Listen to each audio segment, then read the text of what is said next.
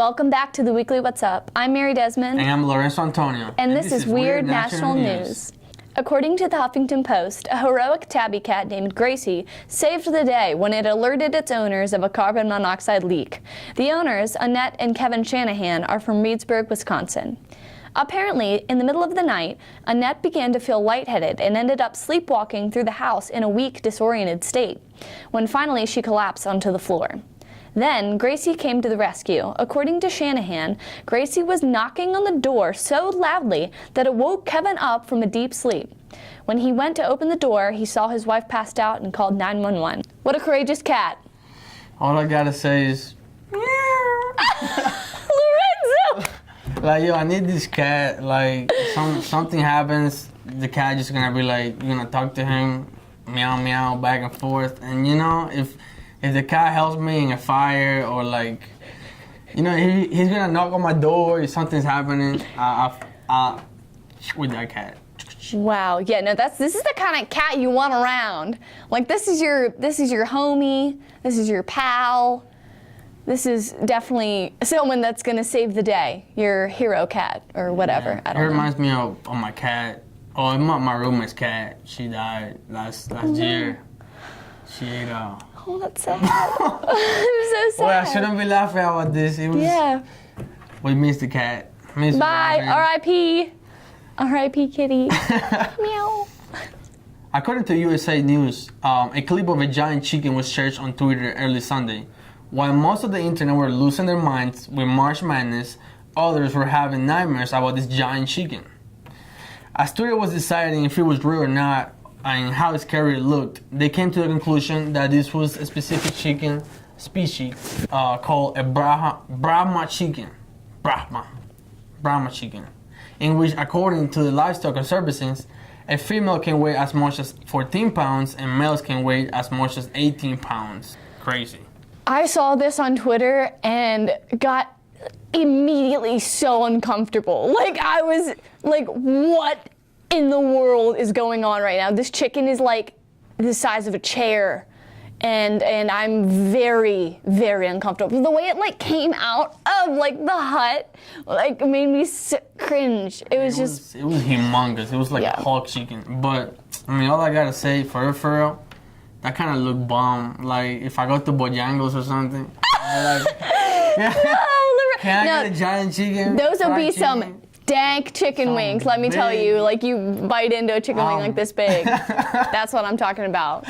No, okay. But, like, before it's dead and before it's in my mouth, it walking around, like, with its weird, creepy, fluffy feathers and just, like, prowling around, like, nightmares. I'm gonna have nightmares forever of giant chickens stalking me.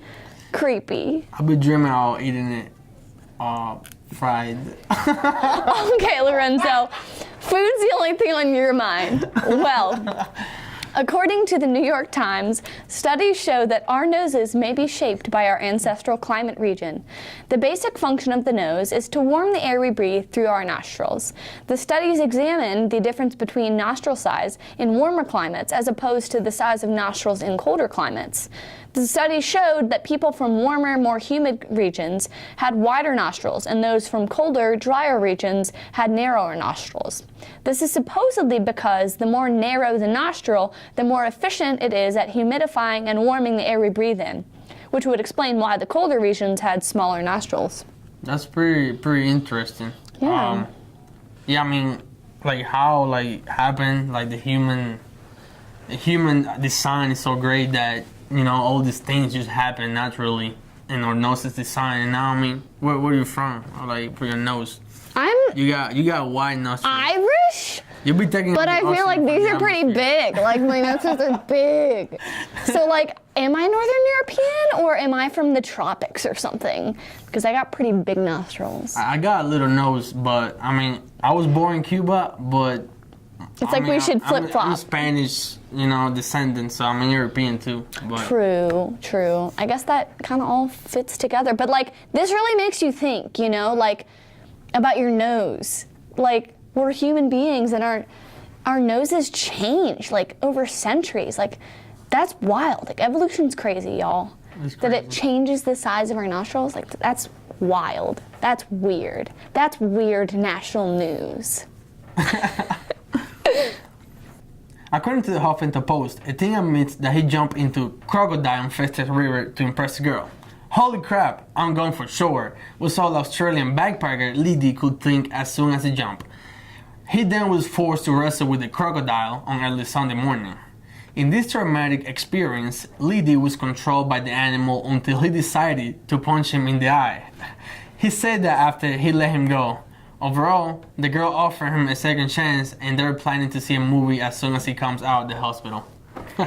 What do you think about that? Honestly, relationship goals? Like, I can get down with a man who can wrestle a crocodile. Like, that's pretty freaking amazing. Like, if he can wrestle a crocodile, he can deal with my craziness. I mean, I don't know. I think this is pretty cool. Like, what a baller. I don't know. I'll jump if the crocodile already got my girl, but I'm not gonna jump in the water that got... Just to impress her, yeah. True, actually, if a guy did this just to impress me, I would be kind of mad. I'd be ticked off. I'd be like, you're gonna die! But, I mean, if he was going in to save me, that would be okay. Yeah, but I agree with the action he took after, and then he punched the crocodile in the eye. Heck yeah. That's number one, because that's what I would do. Like, what else can you do? You can do nothing else. Karate chop. Let's poke the crocodile eyes. That was quick thinking on his part. I would have been like, this is it. This is how it ends. This is how I die. Death by crocodile. Ha ha ha ha ha. I wonder what Steve Irwin would think of this. R.I.P. to the big homie. I think he would really appreciate this, in all honesty. Well, folks, that sums up this week's episode of Weird National News. But when we come back, we will have Alec Holcomb and Rachel Schneider with Get Woke Weekly. So stay tuned. Stay tuned, guys.